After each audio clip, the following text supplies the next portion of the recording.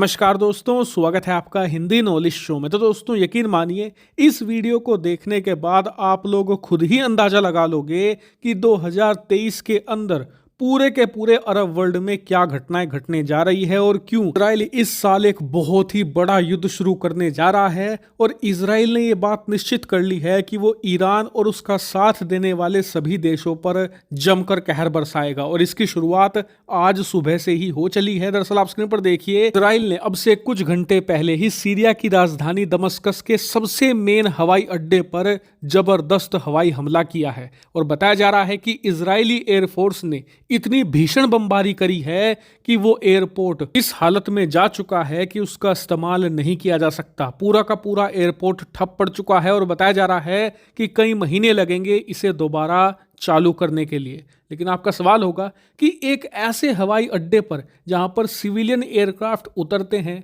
लोग एक देश से दूसरे देश की यात्रा करते हैं, उस पर इजराइल ने हवाई हमला क्यों किया? तो इसका कारण है बेंजामिन नेतन्याहू। दरअसल इजराइल में दोबारा फिर से बेंजामिन नेतन्याहू की सरकार आ चुकी है और बेंजामिन नेतन्याहू ने प्रधानमंत्री का पद संभालते ही सबसे पहला काम यह किया है कि सीरिया की राजधानी दमस्कस के हवाई अड्डे पर ही अटैक करवाया है। इसके पीछे उनकी एक बहुत ही पुरानी रणनीति है। दरअसल बेंजामिन नेतन्याहू की नीति हमेशा से ये रही है कि मुसीबत दरवाजे पर आने से पहले ही उसका सर कुचल देना ही सही है। और इस समय इजराइल की सबसे बड़ी समस्या क्या है? हमास जैसे आतंकी संगठन जो पिछले कई महीनों से लगातार इजराइल पर अटैक किए जा रहे हैं। लेकिन अब दो मेन सवाल उठते हैं। पहला ये कि इजराइल के खिलाफ इन आतंकी संगठनों को मदद कौन देता है और किस तरीके से देता है? तो पहले सवाल का जवाब है ईरान।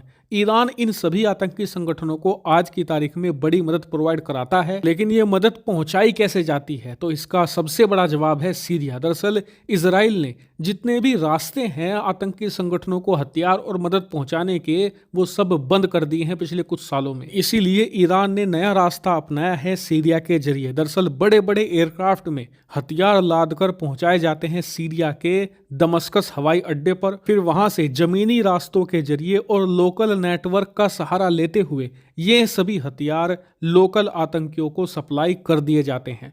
और ये सप्लाई चेन बहुत ही ज्यादा मजबूत है, इसे इजराइल भी नहीं तोड़ पा रहा था। लेकिन बेंजामिन नेतन्याहू ने प्रधानमंत्री बनते ही सबसे ज्यादा टफ डिसीजन लिया और अपनी वायुसेना को सीरिया की राजधानी के बीचों बीच हवाई अड्डे पर हमले करने के आदेश दिए। और इन आदेशों को इजरायली वायुसेना ने पूरी तरीके से अंजाम दिया है। और अब बताया जा रहा है कि बेंजामिन नेतन्याहू का यह फैसला एक बड़ा मास्टर स्ट्रोक है, क्योंकि ये दमस्कस हवाई अड्डा अब इस स्थिति में पहुंच गया है कि ईरान इसके जरिए आने वाले काफी लंबे समय तक हथियार सप्लाई नहीं कर पाएगा। लेकिन आपको बता दूं कि ये तो अभी एक शुरुआत है। दरअसल बेंजामिन नेतन्याहू के प्रधानमंत्री बनने के कुछ ही घंटों के बाद अमेरिका ने बड़ी संख्या में अपनी वायुसेना के लड़ाकू विमानों की अतिरिक्त तैनाती कर दी है इजराइल के अंदर अपने सैन्य अड्डे पर। और बताया जा रहा है कि अमेरिका वहां पर अपनी सेना की संख्या भी बढ़ा सकता है।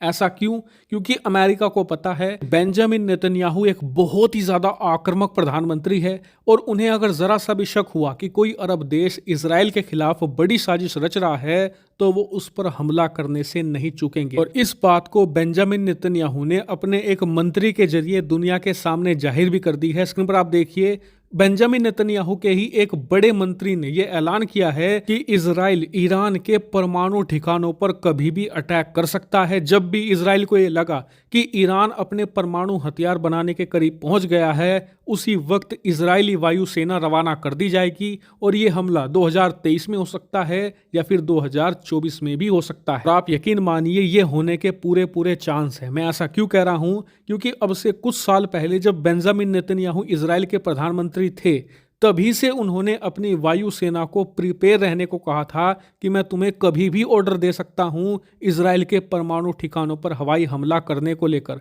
इसलिए तुम अपनी तैयारी करके रखना। और तभी से इजरायली वायुसेना अपने F-35 लड़ाकू विमान की रेंज बढ़ाने में लगी हुई है और काफ़ी हद तक उन्होंने ये कामयाबी हासिल कर ली है कि वो F-35 से इजराइल के अंदर हमला करके सुरक्षित रूप से इजराइल में वापस आ सकते हैं। और आपको बता दूं, इस वक्त ईरान के पास F-35 लड़ाकू विमानों का कोई भी तोड़ मौजूद नहीं है और आने वाले कम से कम 2-2.5 सालों तक होने भी नहीं वाला। यानी कि अगर इजराइल ये करने की कोशिश करता है तो वो इसमें पूरी तरीके से कामयाब हो जाएगा। लेकिन एक सत्य ये भी है कि अगर इजराइल इस तरीके की एयर स्ट्राइक करता है तो इससे पूरे अरब वर्ल्ड में एक भीषण युद्ध छिड़ सकता है। और इसी बात की आशंका को देखते हुए इजराइल के आसपास अमेरिका अतिरिक्त सेना की तैनाती करना शुरू कर चुका है, जो आने वाले हर कुछ महीनों में बढ़ती चली जाएगी। हालांकि इस पूरे मामले पर मैं आपको लगातार अपडेट देता रहूंगा।